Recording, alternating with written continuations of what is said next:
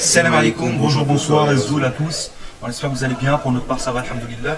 On se retrouve pour cette vidéo réaction à chaud de cette finale entre l'Algérie et la Tunisie. Alors très gros match entre l'Algérie et la Tunisie. Bravo à nos frères tunisiens pour le match qu'ils ont fait, c'était excellent, voilà. C'était un très joli match à voir, malgré les temps morts qu'il y a eu, les arrêts de jeu, voilà, les diverses fautes, c'était un peu haché à des moments. Mais en tout cas, dans la globalité, c'était un excellent match.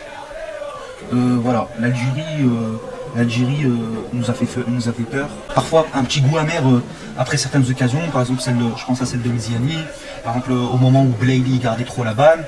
Voilà, en tout cas, en globalité, c'était un bon match. On a su marquer un moment clé de la partie. En tout cas, moi, ce que je pense, c'est qu'il y a des joueurs qu'il faut absolument ramener en équipe A, comme Ben Debka. Ben Debka qui est excellent, on a pris franchement monstrueux, il fait des récupérations malades, gros pressing, il couvre derrière Ben Lamri, il couvre derrière tout le monde quand voilà, il monte un peu trop. En tout cas, Ben Debka, il le faut absolument en équipe A avec Ben Nasser. On aura un milieu du feu, Inch'Allah, Allah barak à Ben Debka. C'est un petit rendement à chaud, c'est un petit retour d'analyse après match à chaud vraiment. Malzik ça va, j'ai trouvé qu'il avait fait une bonne partie, sans plus. Ben Lamri, il a été excellent, Ben Lamri, j'ai bien aimé comme ça, réaction à chaud, sans analyse après match, sans voir s'il a oublié des marquages, etc. Je pense qu'il en a oublié peut-être à une reprise ou deux, mais Chetty était là pour couvrir. Et franchement, Ben Lamri il a été bon en globalité dans un aspect global. Bedran, excellent, j'ai rien à dire. À part une fois où il s'est fait éliminer par un Marocain, je ne sais plus comment il s'appelle, sur un contrôle pivot, puis il frappe Mboulhi qui la part. Et à part ça, Bedran, franchement, dans toute la compétition, il a été très bon. Ben Ayada, excellent, ses contrôles de balle, il me laisse stupéfait, franchement. Pour un latéral droit, il fait des contrôles magnifiques. Dans toute la compétition, j'ai pas vu un contrôle loupé de sa part, malgré de longs ballons, de nombreux longs ballons. Soudani, est-ce que Soudani, en fait, on va relever plusieurs questions. Est-ce que Soudani, c'est l'ami de Bouguera? C'est pour ça qu'il le met à chaque fois. Soudani, là, il n'a pas été mis, hein, mais il a été mis malgré des rendements très douteux. Voilà, il n'a pas été excellent, mais il a quand même été placé dans son poste. Ensuite, on a titularisé Mziani, à juste titre. Voilà. Moi, ça m'étonnait que Soudani ait été mis.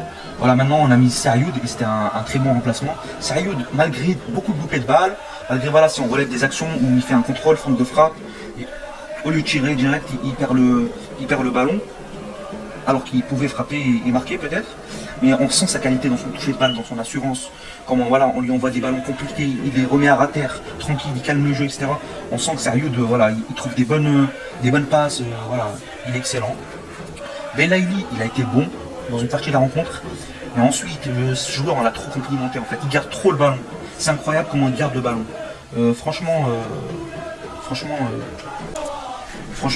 Belaïli il m'a déçu, comment il gardait trop le ballon, il y avait des actions où on pouvait le tuer, il a tout bousillé, franchement, c'est le mot, hein, il a tout bousillé Belaïli. Voilà, donc moi il m'a déçu malgré qu'on peut dire qu'il a souvent gardé le ballon, voilà, c'est pourquoi ça vous choque à ce moment-là, c'est une finale, il faut être juste, il ne faut pas trop garder le ballon. Voilà, il faut tuer le match dès qu'on en a la possibilité. Lui, non, il essaie de faire des dribbles, voilà, au lieu de faire des passes simples, il complique les choses. Brahimi, voilà, je suis déçu un peu.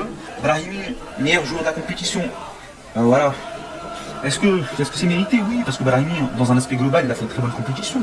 Mais est-ce que Brahimi ne méritait pas sa place? Malgré tout, malgré cette finale, voilà, elle est là, voilà, il m'a déçu à la fin. Voilà, je ne sais pas si c'est parce que Brahimi pourquoi pas le meilleur joueur par rapport au but contre le Qatar, c'est possible. Voilà, c'est la question à relever. Est-ce que ça a compté dans leur choix, dans leur décision de décerner les titres? C'est possible. L'arbitrage peu sévère. Il y a des moments où il fallait sortir des cartons, mais égalitaire. Dans les deux camps, il n'a pas été très sévère, donc je l'ai trouvé assez juste. Malgré parfois il fallait siffler un penalty, par exemple, je relève une fois ou contre Blady. Voilà, mais il n'a pas sifflé et parfois voilà, il fallait sortir des cartons contre nous et il l'a pas fait, donc voilà. Moi je trouve qu'il a été quand même juste. Bounedjah, excellent sur la remise de Sayoud. Moi je trouve qu'il a été correct dans la compétition, mais son jeu, son ballon, il est exceptionnel. Moi je vous le dis, hein, il y en a qui disent qu'il faut mettre voilà, son rendement, il est très moyen. Voilà, dans l'équipe A, il faudrait titulariser Slimani à sa place, etc. Mais est-ce que vraiment, si Slimani, si Belmadi aurait vu que Slimani était vraiment meilleur que Bounedjah, il ne l'aurait pas titularisé depuis longtemps. Pourquoi il a laissé Bounedjah? Parce qu'il a vu des qualités indéniables en lui, son jeu, son ballon, sa pression, comment il pèse sur les défenses, comment il les harcèle, comment il permet de créer des espaces, comment il permet de faire construire le jeu derrière lui. C'est exceptionnel, franchement. Ce qu'il fait, hein, le jeu sans ballon, avec ballon, il y a beaucoup plus à dire, hein, ça n'a rien à voir. Mais franchement, je pense que Bounedjah, voilà, il a sa place et il est très bien comme il est. Voilà. Est-ce que parce que Slimani a marqué qu'il est meilleur? Non, je pense pas. Est-ce que les stats ils reflètent vraiment le rendement du joueur? Là, je pose plusieurs questions d'affilée. Moi, je pense pas. Par exemple, Layli, je pense que, par exemple, à la CAN, par exemple, voilà, dans les matchs qu'on a eu là pour les barrages, les phases de poule, pour les barrages au mondial, enfin pour les qualifications mondiales, il a eu plus de poids malgré tout que Mahrez. Et dans les stats, je regarde dans les stats, Mahrez a été meilleur, il a été plus décisif. Est-ce que pour autant, on peut dire que Mahrez il est meilleur en équipe nationale que Belmadi? Moi, je suis pas trop sûr. Donc voilà, il y a plein de questions à relever. En tout cas, de ce qu'il s'agit du match, voilà, exceptionnel. Les Balèques nous ont procuré des émotions de malade, mais au final, ils nous ont rendu joyeux. Et voilà, le pays a 1 million de chouhada, 1 million de martyrs. Donc voilà, merci beaucoup, exceptionnel cette coupe arabe, très bien organisée par le pays hôte. Et voilà, on n'a pas démérité, on a eu un parcours très difficile. On est tombé contre le Qatar, on est tombé contre le Maroc, on est tombé contre l'Égypte, on est tombé contre la Tunisie. On n'a pas eu un parcours facile du tout. Donc je pense qu'on la démérite pas cette coupe. Alhamdoulilah, on l'a eu. Et puis voilà. Vraiment, je suis d'accord avec ce que dit le guerrier du désert. Mais j'aimerais rajouter un petit truc, c'est que Bounedjah, certes, c'est un joueur sans ballon qui est bon, il presse bien, il fait peur aux défenseurs ou aux gardiens. Ça, c'est un bon point.